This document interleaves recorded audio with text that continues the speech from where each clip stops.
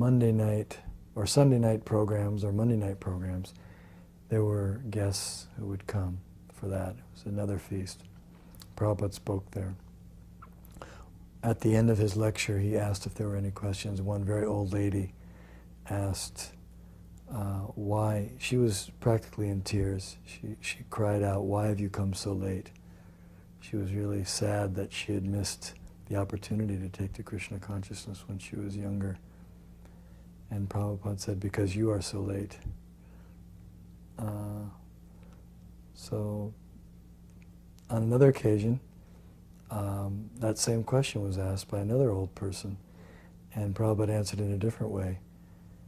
He said, when the question was, "Why have you come so late?" And he said, "Because better late than never."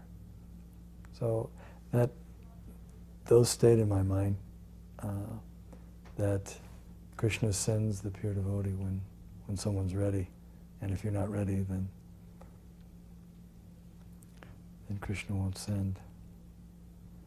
Two elderly ladies in their 50s asked if they could see Srila Prabhupada, and I was the temple president, so I brought them in to see Srila Prabhupada, and they were very respectful, and they didn't know very much what to say. It was kind of silence, and finally they said, "Swamiji, we have been meditating for the last 20 years. They were thinking that Prabhupada would be very impressed. So he said, "So what have you achieved by your meditation?" And they said, they thought for a moment, they said, "Silence. We've learned to become silent." Prabhupada said, "Stones are silent for millions of years. It is not a very great accomplishment to become silent."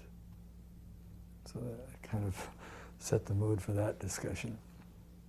There was an Indian gentleman, young man, maybe late 20s. He had been visiting and kind of staying in one of the northern temples. But he wanted to see Srila Prabhupada, so he came in, and I was there also. And he said, "I've noticed that your disciples, in the morning when they're chanting japa, some of them fall asleep, they nod out. So I would like to teach them yoga. I will teach them yoga principles, exercises, and then they won't fall asleep." And Prabhupada very politely said, yes, sometimes they fall asleep, but they'll learn and they'll improve. So he sidestepped the question, and the man insisted, "No, I would like to teach them yoga. So if you'll just give me your permission, I will teach them yoga." Prabhupada said, "No, it's not required. Bhakti Yoga is..." So the man became very adamant and insistent. He said, "No, they're deficient, I must teach them." And Prabhupada then became a little upset and said, "I know that they may have some deficiencies, but still they're better than anyone else." And he would not agree to having them teach yoga at the temple. And the man, I think he began to argue more, and we asked him, to leave after that. But there were three of us sitting in the back, Pushta Krishna, Nanda Kumar, and myself. I was in the middle. Shyamasundar was driving, and Prabhupada was sitting in the front right seat. And he was kind of nodding off a little, it seemed. Or there was quiet, there was no talking, and I thought I would ask a very intelligent question. So I said, "Srila Prabhupada?" And he said, I said, "How much association did your Guru Maharaj have with Srila Gaura Das Babaji?" So as soon as I asked the question, there was silence. And it became a long silence, and both the other devotees who were sitting in the back seat began to chastise me, kind of silently, that I had asked a very foolish question. And they said, "Oh no, why have you?"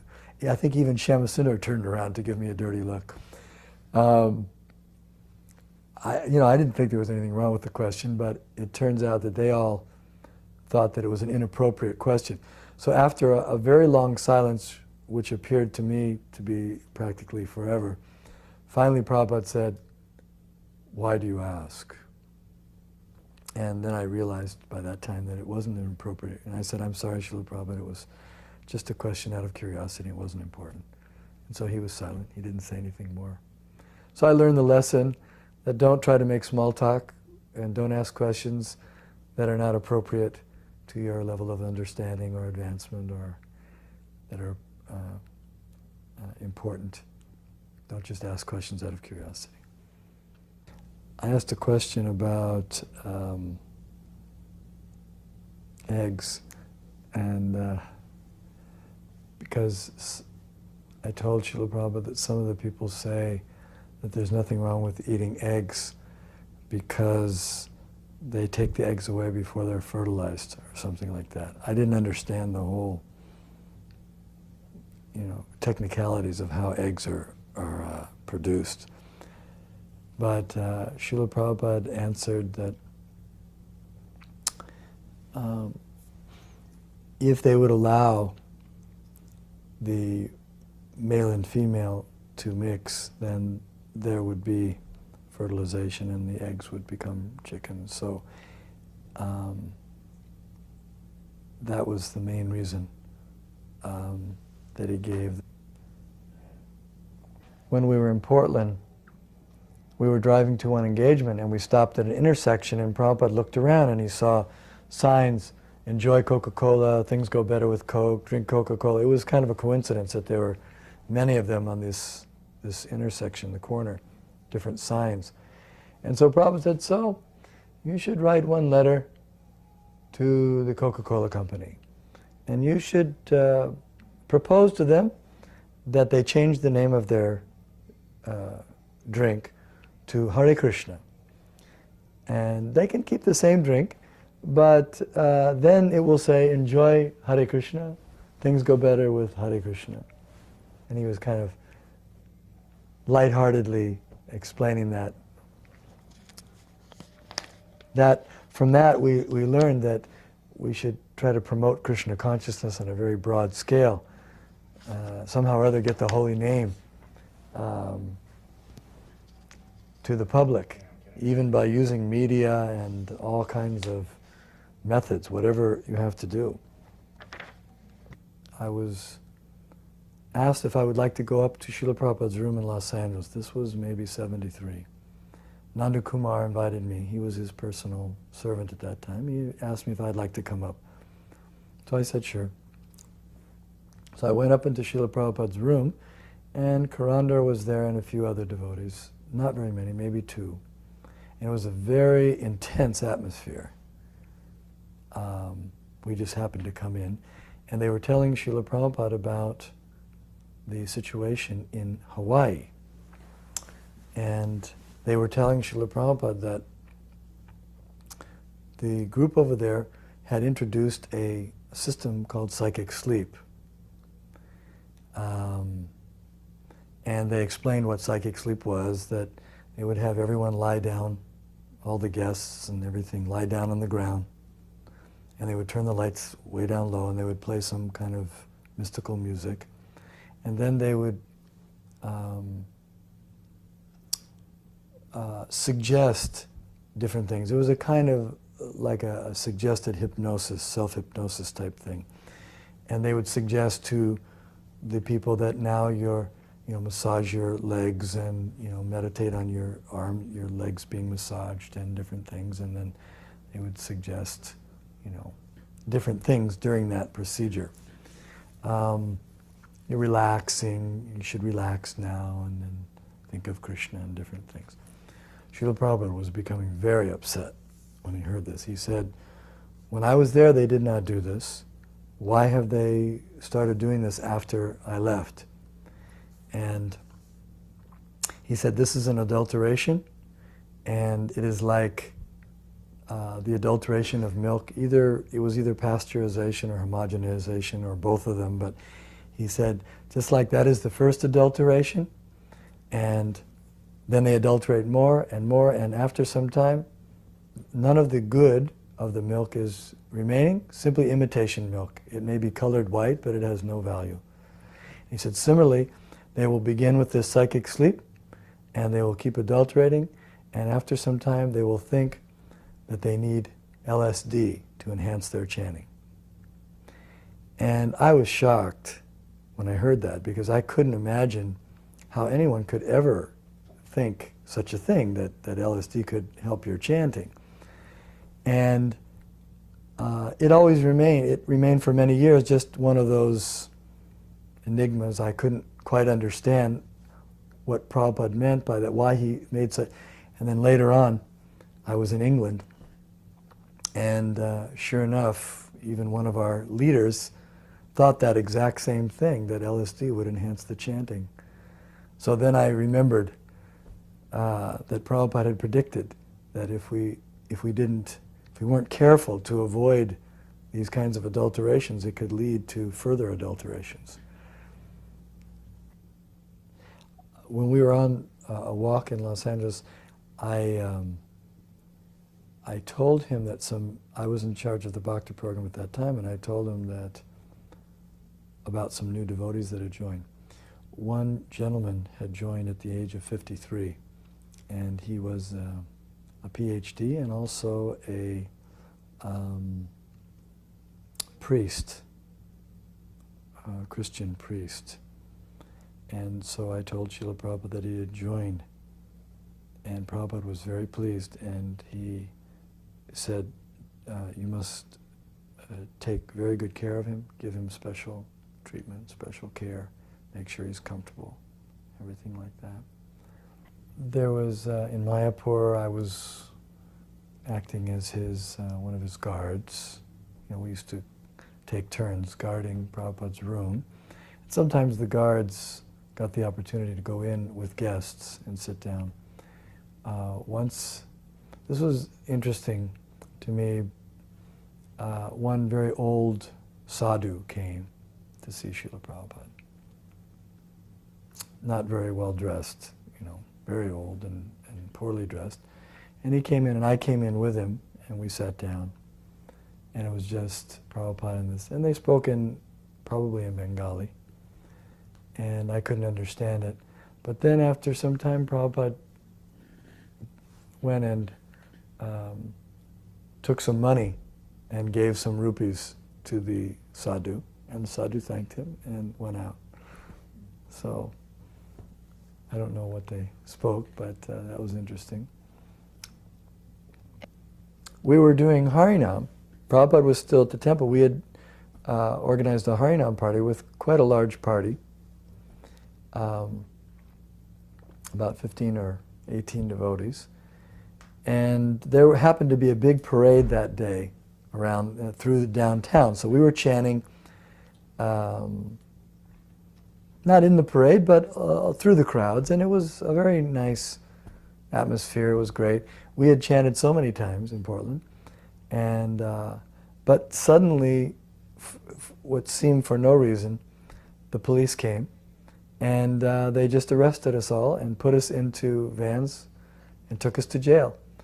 This had never been, we had never had that experience before. So we were in jail, and they said the bail is $50 per person if you want to get out. It was a Saturday. And the problem was that, the court wouldn't be seen until Monday. We couldn't be, our hearing wasn't, we weren't to be tried till Monday, so we would have to stay in jail till Monday unless we had $50 apiece to get out. Unfortunately, the temple had no money at that time, so we were stuck. And I was very sad, especially because I was supposed to organize all the programs for Srila Prabhupada there. So we were in a few hours, and then the warden came and said to me, "Are you such and such?" And I said, "Yes." And he said, "Okay, so you're bailed out." So I was bailed out, and then I was told that Srila Prabhupada gave the money to bail me out. And then when I got back to the temple, he called for me, and I went in to see him. And he said, we had to save at least one. And it was very touching for me. And then he asked about the situation. He said, "So, what happened?" I said, "Well, we were chanting, and they arrested us." And he said,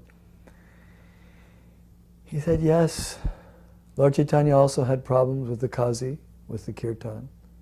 He said, but if they object to the mridangas and the kartals, he said, you don't have to play the instruments. You can just clap your hands and chant Hare Krishna, like that.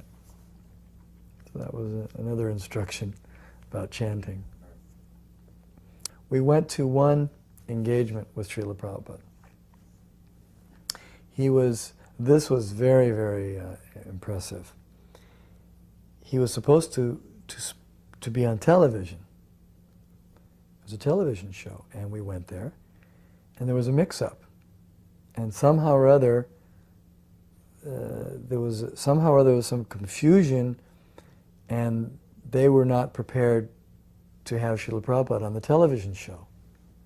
So there we were at the studio, at the television station, and Prabhupada was standing there, and we had nothing to do, and just then a young man, early 20s, came up and said, well, I have a radio show that I conduct here, and I would be very happy to interview the Swami on my radio show, if he would like to.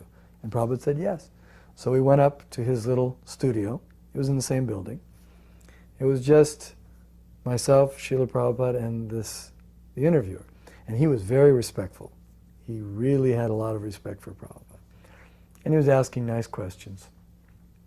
Prabhupada was sitting on a stool, a kind of a high stool. That's all he had in there.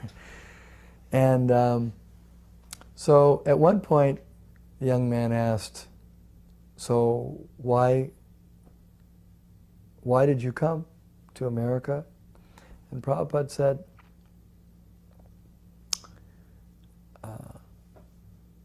to explain to people about what they have forgotten, love of God. And the young man said, does that mean that you're the Messiah? And Prabhupada said, yes. And the young man took everything that Prabhupada said very seriously. That's why he asked if he was a Messiah. He thought, well, if you've come to teach about love of God, then you must be the Messiah. And Prabhupada said, yes, I'm the Messiah. And he said, who sent you? And Prabhupada said, my Guru Maharaj asked me to come. So that was very interesting, because on one hand he was saying, yes, I'm the Messiah, the Savior of all the people, but not because God sent me, but because my spiritual master sent me to do this.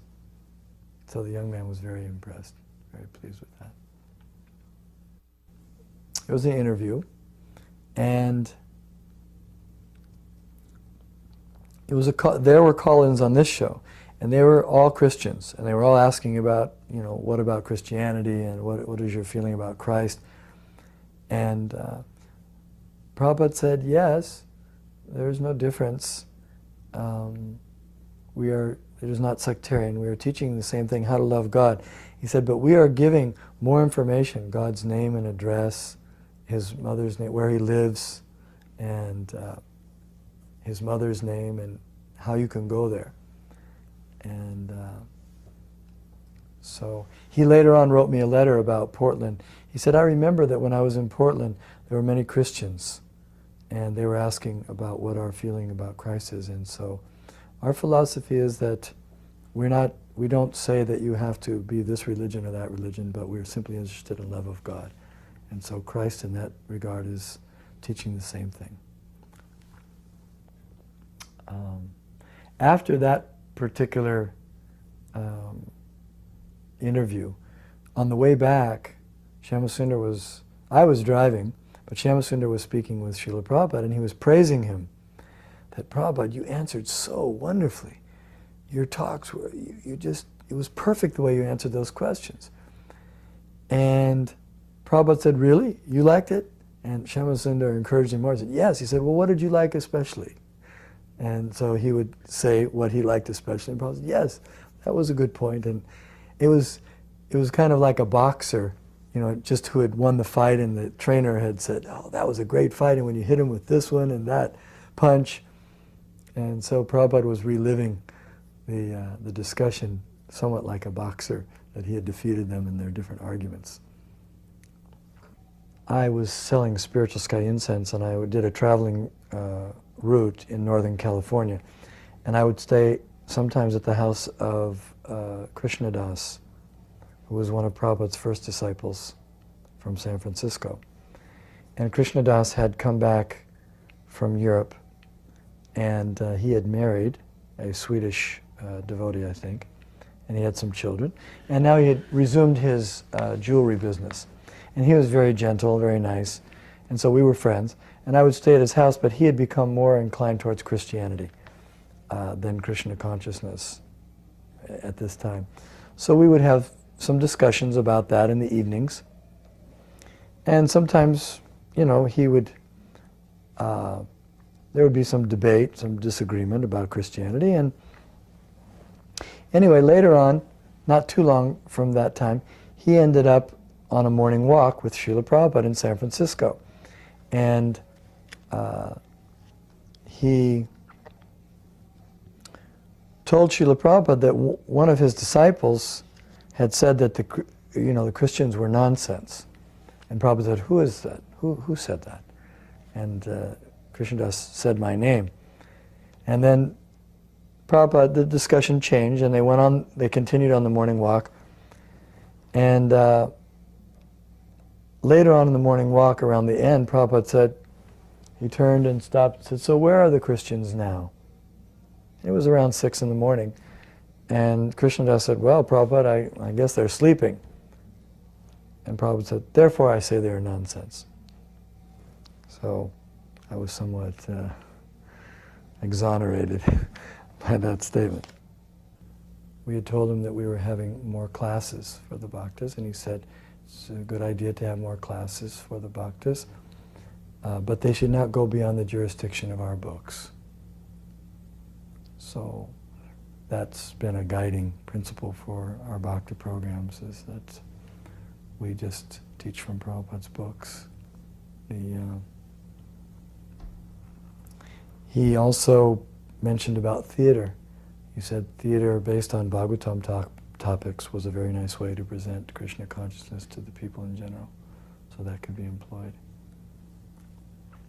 Prabhupada had just come in, and it was about 150 devotees there. It was tumultuous kirtan going on. And Prabhupada came in the door, and everyone was so happy to see him, and it was ecstatic. The kirtan was thundering. And Prabhupada stopped, and he saw Umapati. And Umapati was one of the first devotees. And evidently Prabhupada hadn't seen him for some time. And he stopped, and he began speaking with Umapati, and the kirtan died down or stopped, I forget. But it must have stopped because we could hear what he was saying. So Prabhupada said to Umapati, "Oh, it's very nice to see you. So you're here now?" And Umapati said, "Yes." And he said, "So what are you doing?" And he said, "Oh, I have a job. I'm doing some computer work, and I live outside." And Prabhupada said, "Oh, that's very nice." He said, "So are you giving 50%? And Umapati said, "Well, Srila Prabhupada, I'm not getting that much money, and the expenses, my apartment is..." Prabhupada said, "You must give 50%, no matter how much or how little you earned." And then he walked off. And he left Umapati there somewhat dumbstruck by that statement. No compromise. He was touring the Spiritual Sky offices in Los Angeles. They were very modern and very, this was during the height of Spiritual Sky success. It was a huge building. And Prabhupada was looking at everything, and he asked about some machine, and they were telling him. And he said, don't be extravagant in your purchase of machines. So that was a nice instruction. Later on, that machine was stolen somehow or other. So it had an effect on me because I remembered Prabhupada saying that, don't be extravagant. So he approved of using machines in Krishna's service, but not extravagantly. Otherwise, Krishna would take it away. And that happened in that case. Once, 1974 Rath Yatra, the temple president there had organized a special ceremony for Srila Prabhupada's pleasure. And the idea was that the temple presidents from the centers would all get together and they would have an auction. And they would auction off different services in the ceremony that they could offer to Srila Prabhupada, like bathing his feet with different substances, you know, honey and milk and yogurt, fanning him and doing different things for him, and then the money that was collected would all be given to Srila Prabhupada as dakshin. So I just by chance, I was a household at the time, and we had received some money, some small inheritance, a few $1,000s. So I thought this was a good opportunity. So I had some money, and I bid it very high, and I won a lot of the different services. And the one I wanted the most was to bathe Srila Prabhupada's feet with the honey. So so we actually got to do that, and he agreed. So I was bathing his feet, washing his feet with the honey, and I was taking my time. I wanted to get my money's worth. And Prabhupada at one point looked down and said, hurry up, because he saw that I was... So I could understand that it wasn't that he was enjoying someone bathing his feet and giving him so much respect and worship, but he did it as a service, and that we shouldn't try to...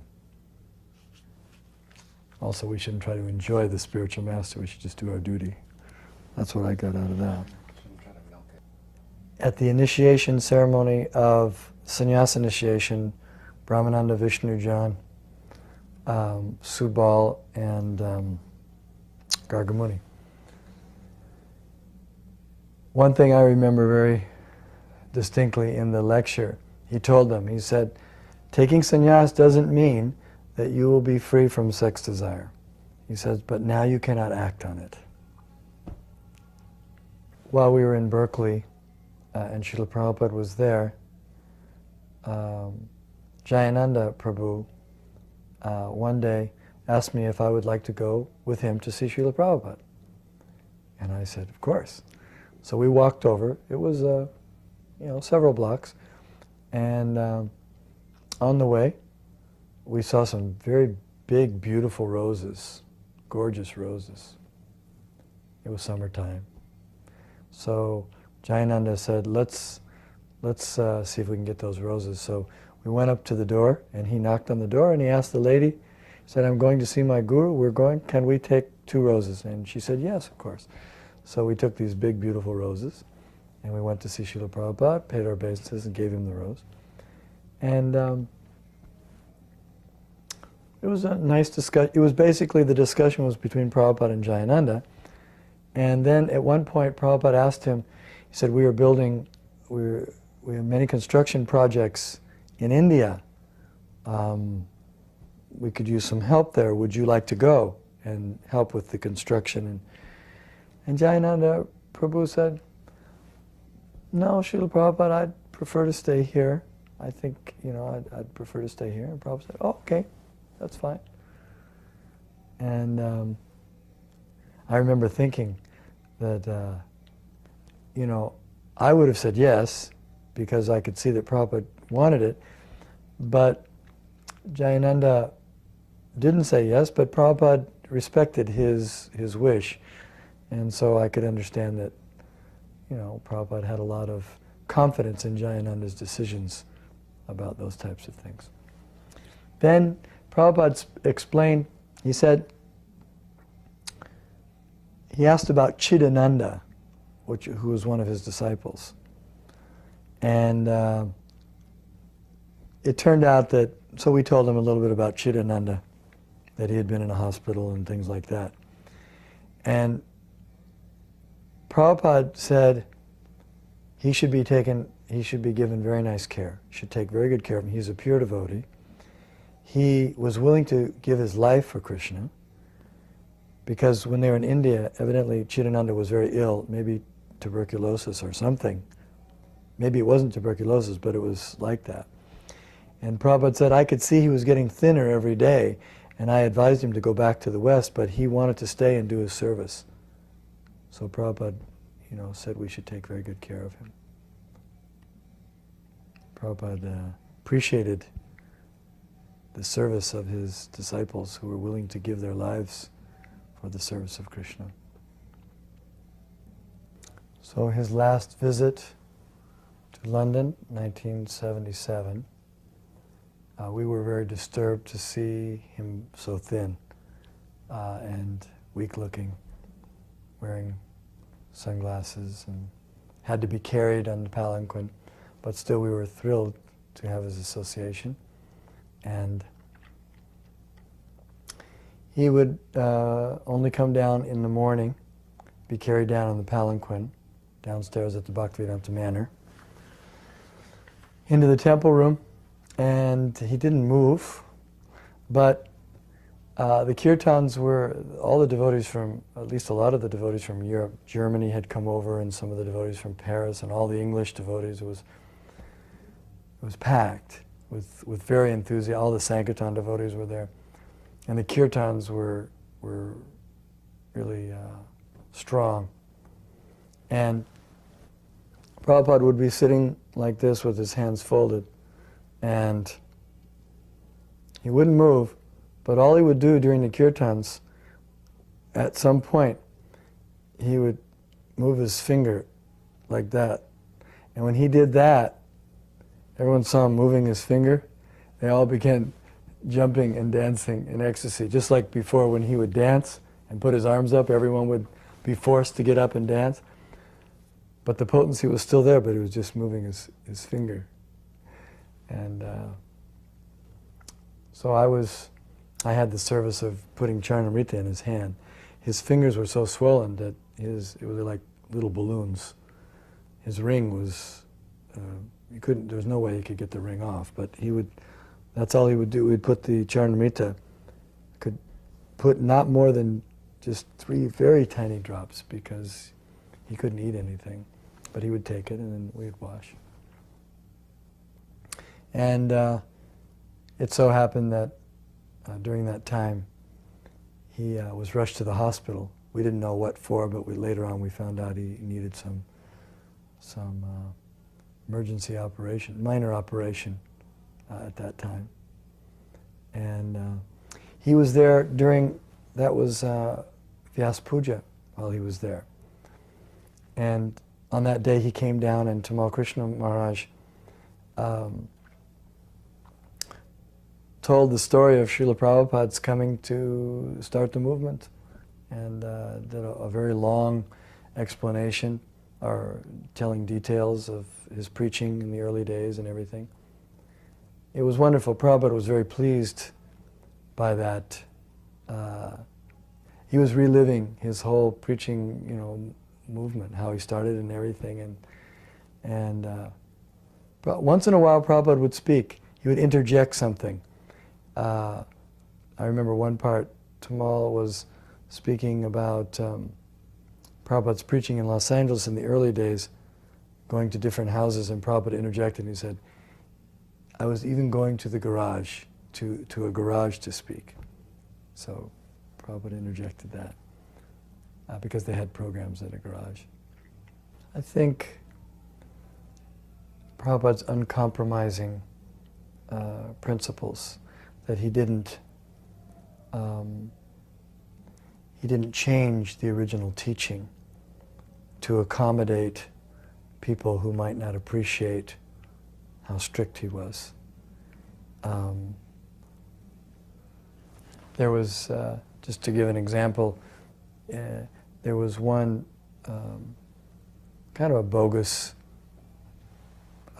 New Age type guru of sorts, and he put out some propaganda, some promotional brochures, and he said, and if you join our organization, you should do so because you don't have to follow, you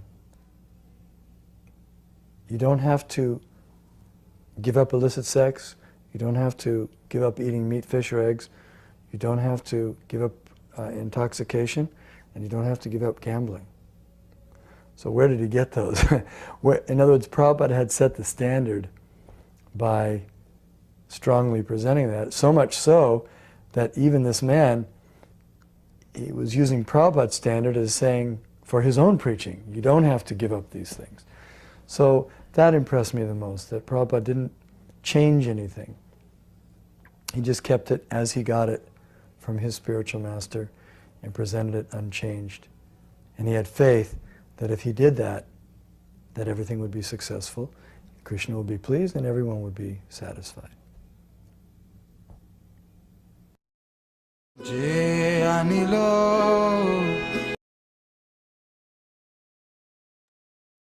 Hare Krishna. So we heard very wonderful pastimes of Srila Prabhupada from the lotus mouth of Maharaj. So we'll have Maharaj's glorification and his wonderful contributions in the mission. We'll start. Om Jnana Timirandasya Jnananjana Shalakaya Chakshurunmilitam Yena Tasmai Shri Gurave Namah. Namo Vishnu Padaya Krishna Prishtaya Bhutale Shrimate Bhakti Vedanta Swaminiti Namine Namaste Saraswati Deve Gauravani Pracharine Nirvishesha Shunyavadi Paschat Deshatarine Shri Krishna Chaitanya Prabhu Nityananda Shri Advaita Gadadhar Shivasadi Gaur Bhaktavinda Hare Krishna Krishna Krishna Hare Hare Hare Rama Rama Rama Hare Hare Shri Prabhupada ki jai, Param Pujya Danavir Swami Maharaj ki jai. So I will present a wonderful presentation made by the devotees on His Holiness Danavir Goswami Maharaj. So you all can see the screen. Yeah. So Maharaj was born in Los Angeles, USA, the very special country where Srila Prabhupada went, preached, and the movement blossomed. So in 1949, so from the beginning only, Maharaj was a very innovative and very strong leader amongst his colleagues. He studied psychology and economics at UCLA, and he excelled in sports also.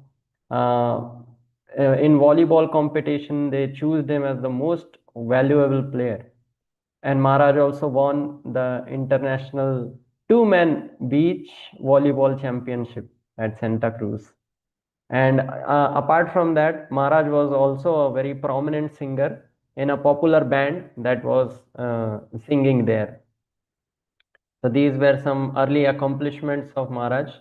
And then Maharaj came into Krishna consciousness. He had a friend who was materially very successful, and suddenly he left everything, gave up all his material possessions, and he joined Krishna consciousness movement.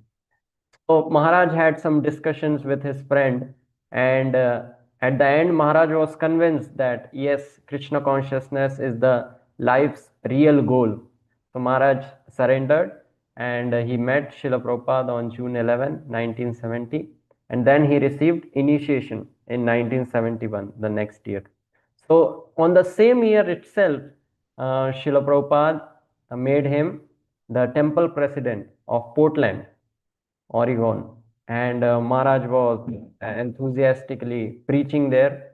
There were, like I told, Maharaj was a very powerful leader.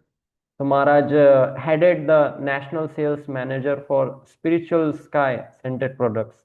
What this company or this small setup was made by Garg Muni Prabhuji, and they used to make incense agarbatti from different essential oils, and with the Back to Godhead magazine they used to distribute that.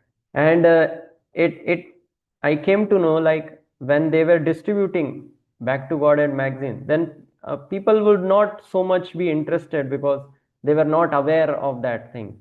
But when they started selling the incense with that, so the sales went up on double, 10 times like that. So it was a very wonderful, innovative, and still it is selling essential scented products. So Srila Prabhupada was very pleased with this leadership. And then Srila Prabhupada instructed Maharaj that he should train the new devotees who are joining. So Maharaj was working, and in 1974, Maharaj established a Bhakta program in Los Angeles. Basically, this program was to train the new devotees. Like in Ujjain, we are having the new devotee training program like that. So in this way, then Maharaj started conducting this program in Africa and other different countries for the devotees who were joining. So Srila Prabhupada was guiding him in that. And till now, that program is being utilized for training the devotees. So these were the wonderful contributions from the very beginning. And Maharaj in 1980s founded Friends of Lord Krishna. So he trained the congregation by that. And apart from that, Maharaj directed ISKCON centers, Scotland, Israel, Greece, Cyprus, Holland, and Belgium. And he was elected as a GBC in 1987 and given the position of a spiritual master. So these are wonderful. And Maharaj also, apart from these wonderful leadership qualities, Maharaj also has a very philosophical and intelligent uh, attitude or intelligent sense of taking the philosophy, explaining the philosophy. So Maharaj did many courses. Also, apart from that, completed his MA and PhD in Vaishnava philosophy. Maharaj also regularly conducted many programs in universities and TV and radios, and special interest of Maharaj was, like Maharaj was mentioning, that Krishna consciousness should be presented in a innovative way through the media and different things, you know, through television or visual effects. So Maharaj focused on presenting the Vedic cosmology through a very wonderful arrangement of a dome, like there is in Mayapur, one that kind of setup where we see how creation takes place. About Sri Chaitanya Mahaprabhu also Navdeep Mandal, and there is one another presentation. So Maharaj is also heading that project of Vedic cosmology, and he has written numerous books on Krishna consciousness, and through that Maharaj is training the devotees. And currently Maharaj is founder and president of Rupanuga Vedic College. This is also one of the, it's just a ISKCON center only, Kansas City, Missouri. And he has been training there and providing education and inspiring the devotees. Maharaj also, like was mentioning, led Sankirtan and so many wonderful things. So I would like to narrate one of the incidents from Maharaj's life, which I heard from His Grace Gaurang Prabhu. I hope many devotees would have heard this incident from His Grace Gaurang Prabhu. So once Maharaj was preaching in Israel, and then at that time some kind of war was going on between Israel and some other country. So it was declared by the government that everybody has to join, all the men have to join the army, even the Americans who are staying here have to join the army. So Maharaj was like very anxious what would happen. So one of his friend told him that there is a rule, there is a law in the army that during the training they are allowed a specific number of hours for their religious practices. So what happened? Maharaj took advantage of this. When he went to his commanding officer, then he told, just I belong to Krishna conscious community and I have to do some rituals and all these things daily. That's a part of my routine. So he said, it's all right, okay. So how many hours do you want? So Maharaj said, I want 6 hours. So the officer was shocked. 6 hours? What you will do in that? So Maharaj narrated the whole morning program to him. First, I will get up at Mangal Aarti, and then I will do puja, and then I will bathe the deities, dress them, offer them bhoga, then cook for the darshanarti. Then I will do Guru Puja. Then we will have Bhagavatam class. And since only I am there in the class, I will speak and as well as hear the class. And then I will do Guru Puja and further all the schedules. And Aarti, and then again Aarti, and then offering the bhoga. So like that, Maharaj was telling him. And since it was a law that yes, you are allowed, so anyway, the officer gave him permission. So every day Maharaj was doing the same schedule. Na? And his fellow, the men who were living with him, this was like they were not given separate rooms, they were all together. And he was, so other soldiers would get up in the morning and go for a run, and they were seeing him that he was just doing puja and ringing the bell and doing circling his very comfortably sitting and circling something. So they got envious and they complained to their priest that he is getting so much time for all these activities and we are not allowed like that.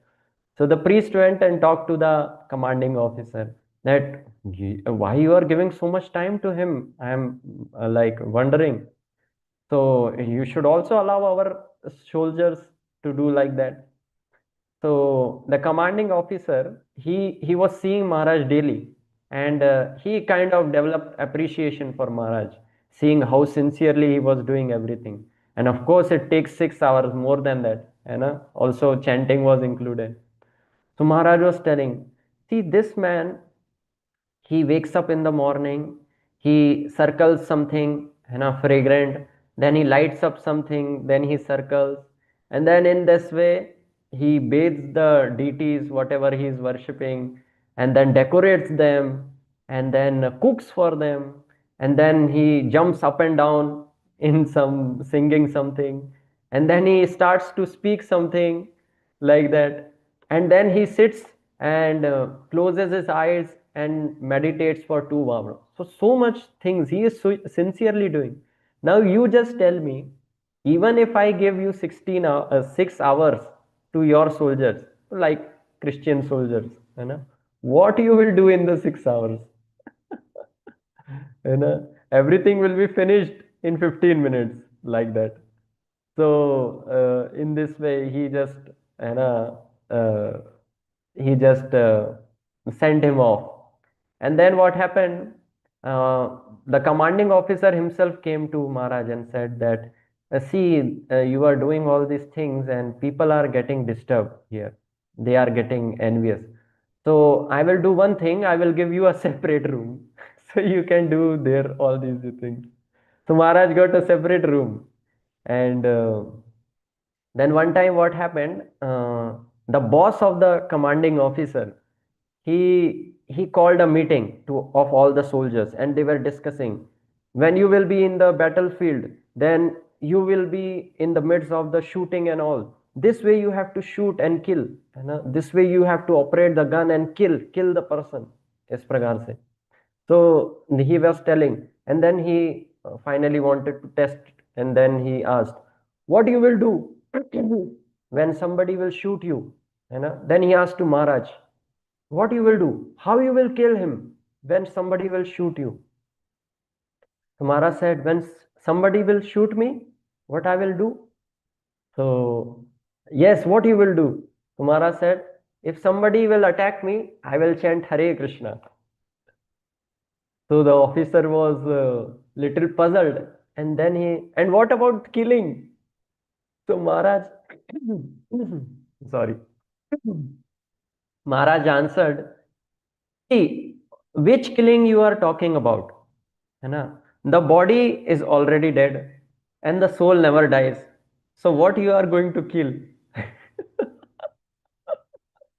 So the officer could not answer anything. So he was embarrassed and he told, meeting dismissed. And then Maharaj went to his room, and then the officer later came and asked him privately, what was the answer of that question? So Maharaj told him about Krishna consciousness and all. And later, when later in the following years, this very officer became the initiated disciple of Maharaj. He took to Krishna consciousness. So that was a wonderful spirit and contributions of Maharaj. So he is presenting Krishna consciousness very enthusiastically and very taking a very nice leadership. Maharaj has a website. I will show you just. You can see this Rupanuga College, Vedic College website is there, and there are very wonderful courses offered here. Maharaj's wonderful photo. Maharaj is leading there, and one more thing I wanted to show. Yeah. Yes. This is the Vedic cosmology. You can see the screen. This is the Vedic cosmology, what we can say, dome or presentation made by Maharaj. Maharaj is creating these things based on computer graphics. And also, if you have time, then you can see the trailer video also on website. So this is wonderful projects led by Maharaj. He is leading these in here in his area. So we pray to all these wonderful disciples of Srila Prabhupada that we may also take this wonderful spirit of serving the mission of Srila Prabhupada and dedicate our life and efforts in pleasing the spiritual master. Thank you very much. Hare Krishna. Jai His Holiness Danavir Goswami Maharaj ki Jai, Srila Prabhupada ki Jai, Gaur Bhakta Vrinda ki Jai. Thank you very much for joining. Hare Krishna.